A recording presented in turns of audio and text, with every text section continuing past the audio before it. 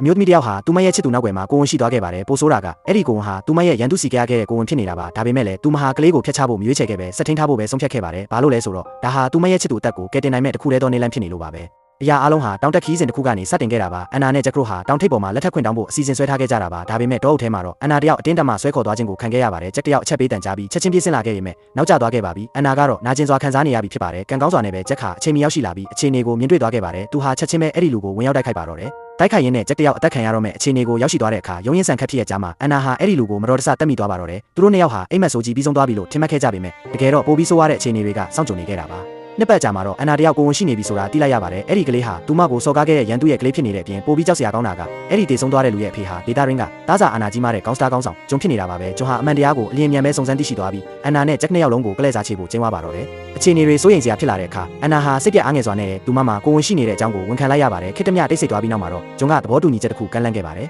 ဒီကလေးကိုမွေးရမယ်ကလေးမွေးလာမှသာဂျက်ရဲ့အသက်ကိုချမ်းသာပေးမယ်အဲ့ဒီအချိန်ကစပြီးအန်နာရဲ့ဘဝဟာလောင်အိမ်ထဲပိတ်လောင်ခံလိုက်ရတယ်လို့ပါပဲတစ်ဖက်မှာမမွေးဖွားရသေးတဲ့ကလေးငယ်ရဲ့အသက်နောက်တစ်ဖက်မှာတော့သူမချစ်သူရဲ့အသက်သူမမှာသဘောတူဖို့ကလွဲလို့အခြားရေးချယ်စရာမရှိခဲ့ပါဘူးဒါပေမဲ့စောင့်ကြည့်ခံရမှုတွေကနေလွတ်မြောက်ဖို့နဲ့ဂျက်ကိုကာကွယ်ဖို့အတွက်သူမဟာတညာတန်းကောင်မှာထွက်ပြေးဖို့ဆုံးဖြတ်ခဲ့ပါတယ်ပိုက်ဆံလည်းမရှိဘသူပဲဝါဖြစ်ကြောင်းတက်တယ်လည်းမရှိနောက်ပြန်လဲဖို့လမ်းလည်းမရှိတော့ပဲသူမဟာမရင်းနှီးတဲ့မြို့ပြကြီးတစ်ခုတည်းကိုတယောက်တည်းတိတ်ဆိတ်ဝင်ရောက်ပျောက်ကွယ်သွားခဲ့ပါတယ်ကိုဝန်ကြီးနဲ့ဖြစ်တယ်လို့ရုန်းကန်လှုပ်ရှားရင်းပေါ့အဲ့ဒီအချိန်ကစပြီးအန်နာဟာချစ်သူတယောက်မဟုတ်တော့တယ်လို့တာမန်မင်းကလေးတယောက်လည်းမဟုတ်တော့ပါဘူးသူမရဲ့ဘဝဟာဘယ်တော့မှလွတ်မြောက်နိုင်မှာမဟုတ်တဲ့ရက်ဆက်လုံးနဲ့ကံကြမ္မာရဲ့အဆုံးဖြတ်ချိန်တွေကိုရင်ထိတ်ထိတ်နဲ့စောင့်ဆိုင်ရင်အခြေလူပြေးလွှားနေရပါတော့တယ်